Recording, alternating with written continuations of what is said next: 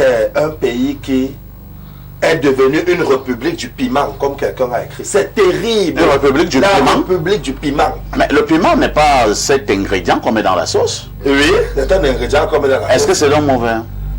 Bon, c'est pas mauvais en soi, sauf que ce piment n'est plus seulement cet ingrédient qui est utilisé pour la le sauce. mot piment est devenu polysémique. Il est polysémique et il dépend du contexte dans lequel il est utilisé. Donc ces deux filles sur les réseaux sociaux sont des vendeuses de piment. Oui.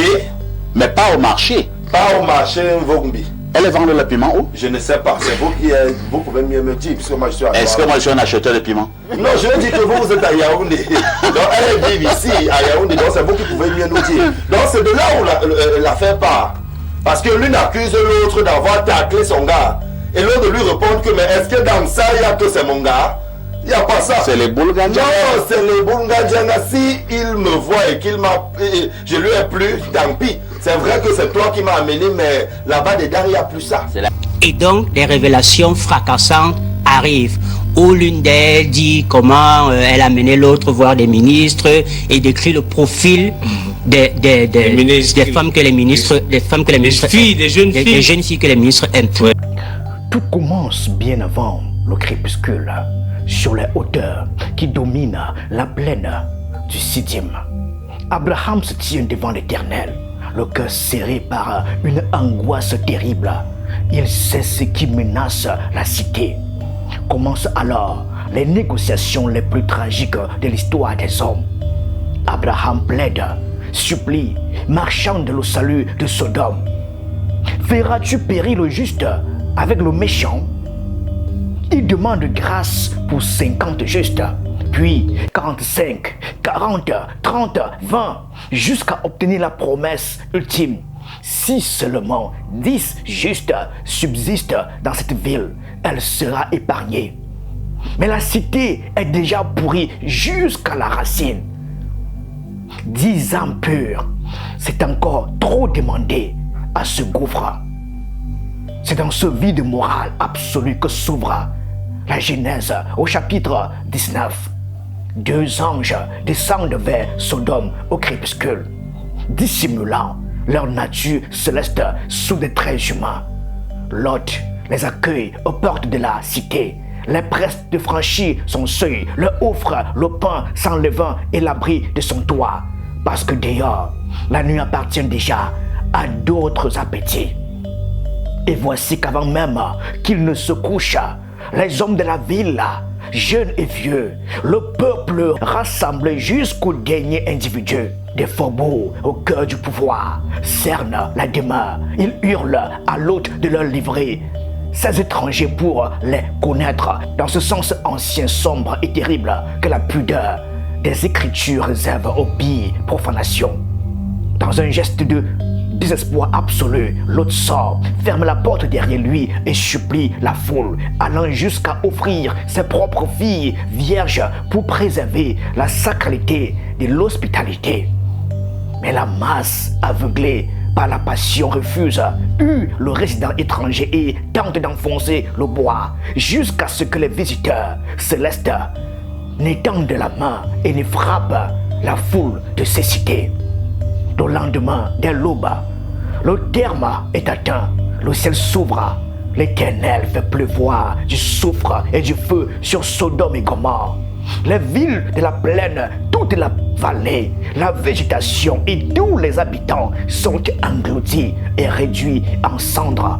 Et la femme de Lot, bravant l'interdit divin pour avoir simplement tourné la tête, pour avoir eu un instant de nostalgie envers cette cité d'abondance et de débauche qui brûlait, devient une statue de sel figée à jamais dans son dernier regard vers ce qu'elle refusait d'abandonner.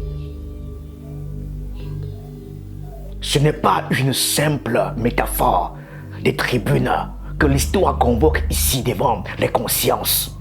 C'est un miroir ardent, sans teint et sans merci, car aujourd'hui au Cameroun, en ces temps de grâce que tant de croyants prétendent pourtant vivre sous le regard du Très-Haut, le Dieu Tout-Puissant, la sacralité de l'être s'effondre dans le silence assourdissant des lâchetés collectives. des jeunes filles à peine sorties des fraîcheurs de l'adolescence, le regard déjà calciné par la faim du paraître, bradent leur dignité sur les écrans froids des téléphones devenus des étals de marché. Des hommes puissants, ceux-là même qui devraient incarner la probité, l'autorité morale et le bouclier de la nation, entretiennent donc la pénombre des salons. C'est un réseau d'asservissement qu'on a baptisé avec un riz jaune qui masque mal une plaie infectée et béante. Les nattes ministérielles. Une société de désespérance, il faut le dire ainsi. Une société qui manque d'opportunités. Une société marquée, blessée de toutes parts par la précarité, la pauvreté. Faut aller dans certains milieux populaires pour s'en rendre compte. Comment, oh Dieu, comment en est-on arrivé là? Comment une nation tout entière a-t-elle pu laisser son âme se dissoudre avec une telle docilité? Comment un pays qui compte désormais plus de chapelles que d'écoles, plus de veillées d'intercession frénétiques que de bibliothèques garnies, peut-il engendrer dans un même souffle tragique des catéchèses ferventes le dimanche et l'abjection des scandales le lundi? Où sont passés les garde-fous? Qu'a-t-on fait de la pudeur des ancêtres? Par quel maléfice le vice s'est-il mué en trophée et la honte en titre de gloire? Comment accepter que la réussite ne se mesure plus à la sueur du front ou à la force du travail, mais à la vitesse avec laquelle on s'abaisse? Jusqu'où s'enfoncera ce silence complice avant que le sol ne se dérobe sous nos pas? Chaque interrogation déchire le cœur parce qu'il n'y a pas de réponse facile et que la vérité exige de braquer le projecteur sur les ombres de la maison commune, sur les pères absents, réduits au silence, sur les mères démissionnaires, aveuglés par les cadeaux du déshonneur, sur les guides spirituels complices du vaudor, sur les élites politiques prédatrices qui banalisent le dénuement moral et sur la presse elle-même dont les encres et les voix n'ont peut-être pas poussé un cri assez fort, assez strident, assez désespéré avant ce jour. On est là dans ce que Pierre Lascombe appelle la sociologie des élites délinquantes. Dans le principe de la sociologie des élites délinquantes, Pierre Lascombe explique que la délinquance juvénile est un phénomène transgénérationnel. On ne peut pas parler de délinquance juvénile sans parler de délinquance sénile. L'histoire n'a jamais cessé de rejouer la tragédie de Sodome sous d'autres latitudes, avec d'autres noms, d'autres palais, d'autres foules. Et si ces figures anciennes sont aujourd'hui convoquées au tribunal de la conscience, ce n'est pas par une érudition gratuite ou un vain étalage de savoir. C'est parce que la dépravation n'a aucun génie propre. Elle ne fait que recopier siècle après siècle le même effroyable scénario. Le pouvoir qui corrompt, la beauté qui se vend au plus offrant, la vertu qui recule pas à pas et une nation tout entière qui applaudit sa propre déchéance en croyant bénétement célébrer la modernité. Il y a cette ingénierie qui est totalement délibérée, qui veut nous amener à banaliser le sacré, banaliser ce qui devrait être la norme, l'axiologie, comment dire, la morale, les valeurs, au profit de l'argent. Regardons l'antique Babylone, tel que l'historien grec Hérodote en a consigné la mémoire effarée. Là-bas, au pied des ziggourats monumentales, toute femme du royaume devait, une fois dans son existence, franchir l'enceinte sacrée du temple d'Ishtar, la terrible déesse de la guerre et de la passion, pour s'y asseoir, couronnée de cordelettes attendant l'inconnu. Elle devait s'offrir au premier étranger qui jetait une pièce d'argent dans son giron en prononçant la formule rituelle. On légitimait ainsi sous le couvert de la foi et du dogme ce qui n'était que la marchandisation la plus brute de la chair. Le temple devenait un marché à ciel ouvert. La prière se muait en transaction vénale et la divinité du haut de ces hôtels dorés présidait dans un silence complice à ce commerce insensé qu'une cité aveuglée avait fini par baptiser dévotion. Aujourd'hui, sous le vernis trompeur des partenariats, des collaborations artistiques et des placements de marques, combien de jeunes filles franchissent le seuil des chambres d'hôtels discrètes et des résidences huppées, des Yaoundé, des Bafoussam ou des Kribi. Le nom qu'on murmure dans la pénombre n'est plus celui d'Ishtak, mais celui d'un haut dignitaire, d'un ministre, d'un grand commis de l'État ou d'un prédateur fortuné. Le vocabulaire a changé. Certes, on ne dit plus temple, on dit rendez-vous. On ne parle plus d'offrande divine, on parle de cadeaux, d'enveloppes et de billets d'avion. Mais la mécanique demeure scrupuleusement, monstrueusement la même.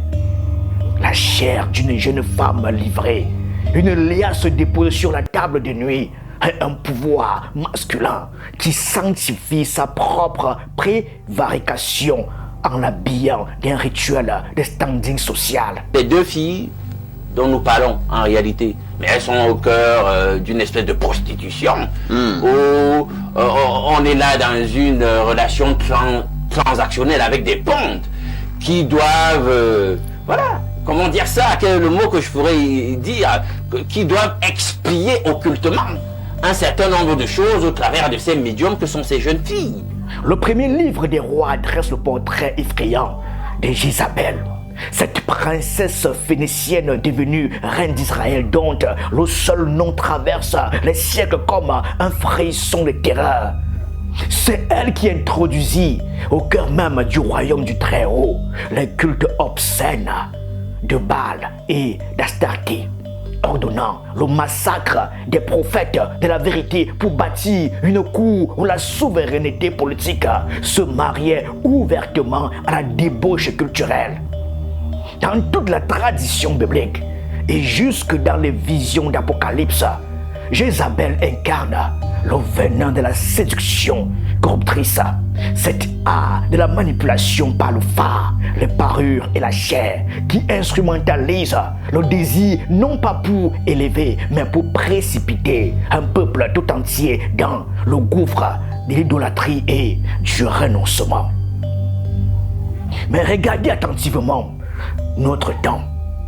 La tragédie n'est pas que ces jeunes filles soient des Jézabel, non. Elles ne sont pour la plupart que des enfants, des âmes fragiles de 19 ou 20 ans. 21 ans tout au plus, le regard ébloui par les miroirs aux alouettes et prise dans la nacelle d'un engrenage monstrueux qui les dépasse et les broie. La vraie tragédie, la vraie horreur, c'est que le système qui les encercle lui rejoue avec un cynisme absolu le rôle de la cour de Jézabel. Des hommes de pouvoir installés dans le confort de leurs privilèges, qui utilisent l'éclat de leurs fonctions pour obtenir dans l'ombre ce que la vertu et l'honneur leur refuseraient vertement. Une administration sourde et aveugle qui préfère détourner le regard pour ne pas troubler la fête. Et une opinion publique voyeuriste, cannibale qui, au lieu de faire déferler sa sainte colère contre les prédateurs et les corrupteurs, préfère lyncher publiquement les proies et s'imprégner de leur déchéance. C'est la précarité qui... Ce sont les raisons évoquées par certains. Et donc la fragilité, ouais. Et donc la faiblesse qui est ainsi abusée par ceux qui ont l'autorité ou bien le pouvoir, d'ailleurs parfois les deux, l'autorité sociale et le pouvoir financier. Économique, le pouvoir financier, qui pour assouvir dans leurs désirs, passent la commande à un réseau. Mon Dieu, qu'avons-nous fait de nos filles? Qu'avons-nous fait de la jeunesse de ce pays?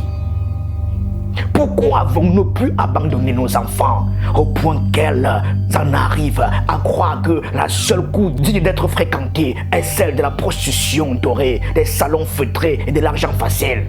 Quel venin avons-nous laissé distiller dans leurs esprits pour qu'elles prennent les chaînes du vice pour des bracelets de valeur? Un peuple qui offre ses enfants en sacrifice sur l'autel de luxe est un peuple qui a déjà signé sa propre perte. Il y a donc un donneur d'ordre qui spécifie sa commande. J'aime les nattes, j'aime la poitrine, j'aime l'âge-ci, etc. Mais je pense que les premiers responsables de cette dépravation sont les donneurs d'ordre. Pénétrons plus avant dans les couloirs les plus sombres de Rome impériale, guidés par la plume sans concession des Suédones.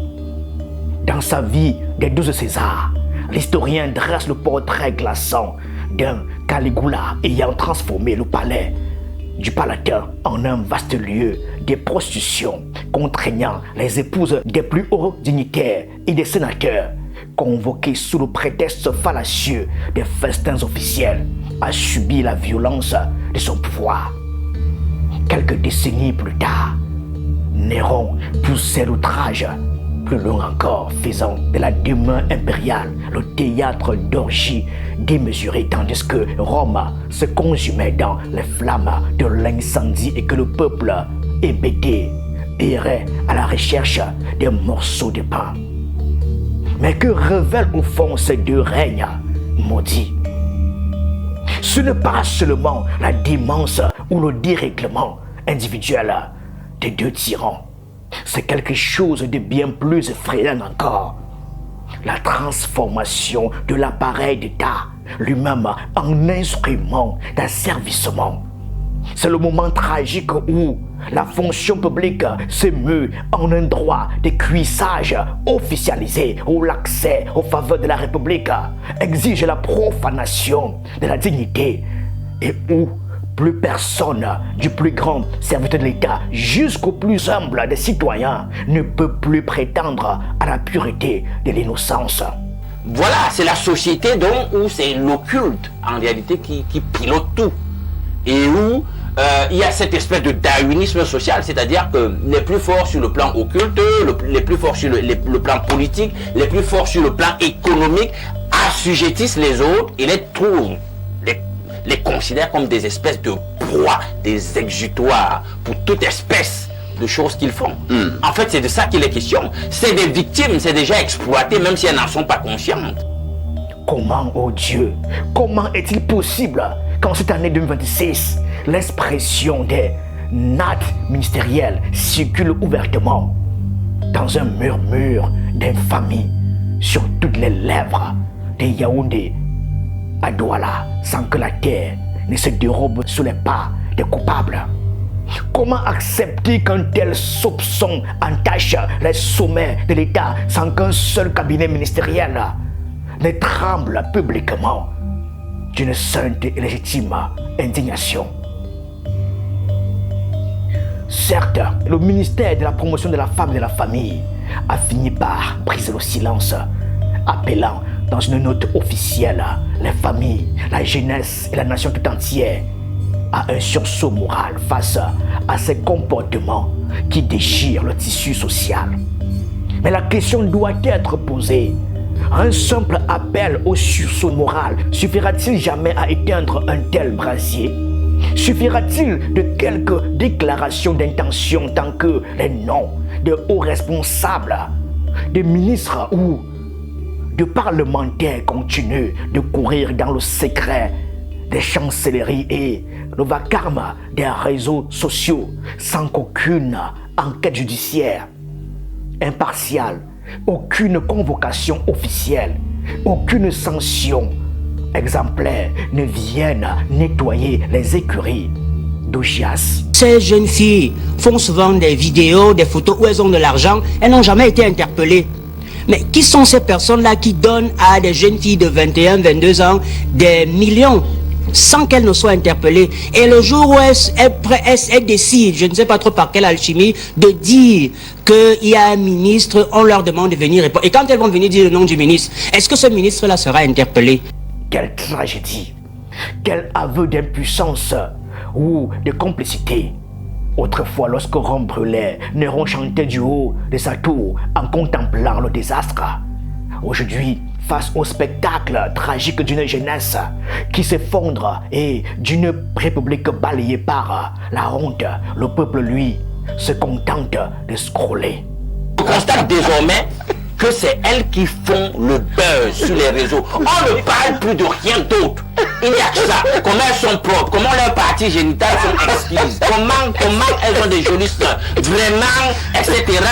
Bon, il faut les comprendre, c'est des filles, vraiment, elles viennent des milieux pauvres, mais si elles font ça pour s'en sortir, etc., etc., d'aucuns disent, ah, vous critiquez, etc., mais vous passez, voilà, en sourdine, allez leur... Passer des commandes. Passer des commandes. Donc, on ne parle que de sexe désormais dans une société totalement sexualisée, hyper sexualisée.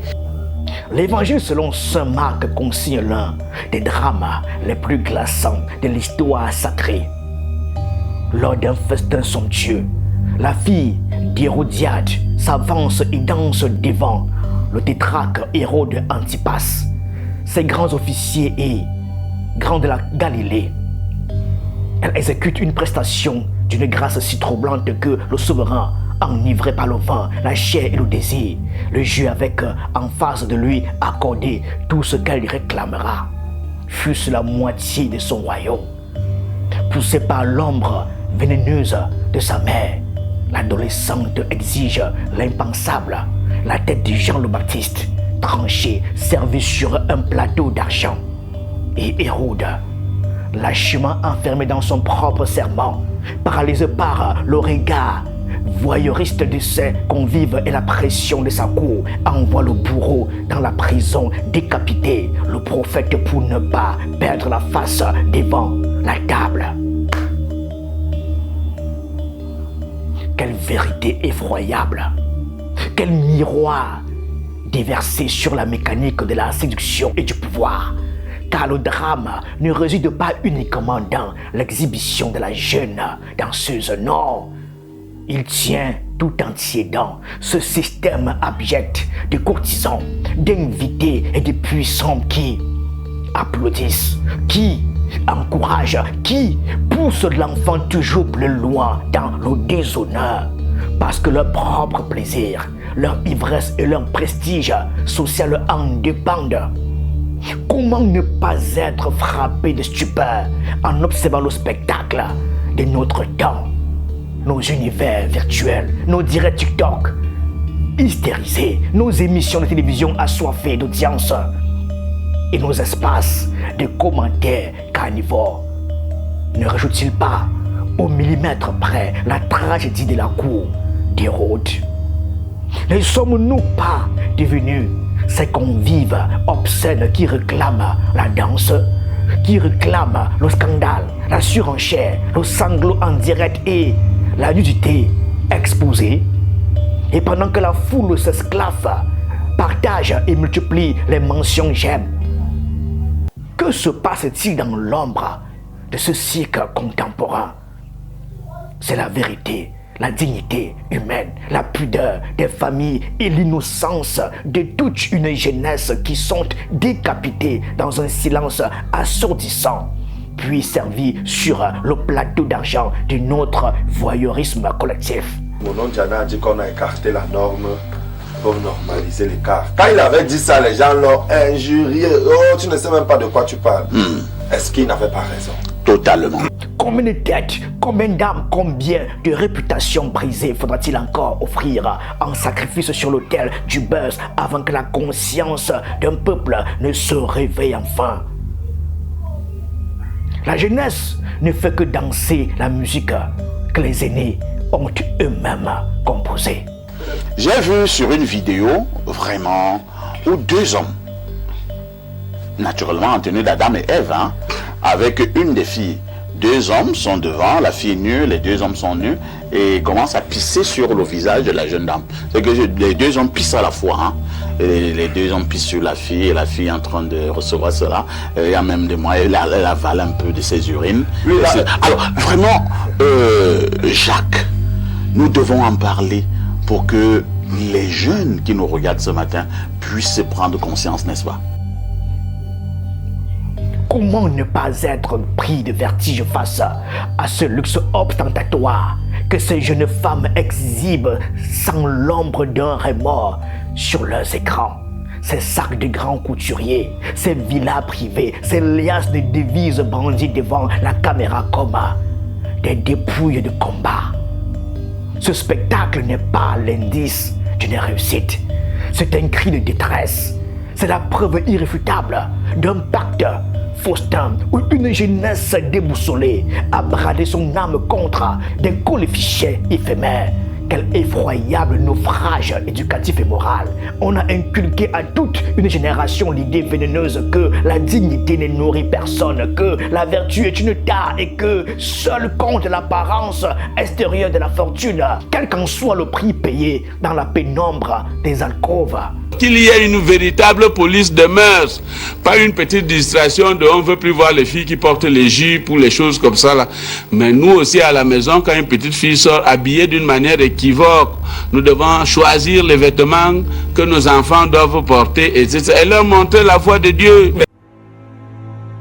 Au sommet des collines qui dominaient la plaine condamnée, Abraham intercéda jadis pour Sodome, suppliant le Très-Haut, le Roi des rois, le Dieu Tout-Puissant, d'épargner la cité s'il s'y trouvait seulement 10 justes, 10 âmes pures, dans une métropole tout entière gangrénée par la débauche normalisée, par la fange des palais et le cynisme des cœurs. La miséricorde divine était prête à faire grâce pour une poignée de consciences intègres. Comment ne pas puiser dans ce souvenir la force d'un espéré invisible? Comment ne pas croire qu'au Cameroun, en ce temps de doute et de honte, il existe encore bien plus que 10 justes refusant de courber les chines devant le veau d'or? Il faut vouloir croire avec la conviction que donne l'amour de la patrie que cet appel, jeté comme un cri dans le désert, ciselé dans la colère et l'espérance, dans le dégoût du vice et la passion de la justice, sera une pierre de plus posée sur le chemin du redressement moral que tout un peuple appelle en silence dans le secret de ses prières. Puisse le Créateur, dont la miséricorde dépasse la profondeur de toutes nos chutes, préserver encore cette terre de feu, de la déchéance et accorder au Cameroun la grâce d'une renaissance. Merci.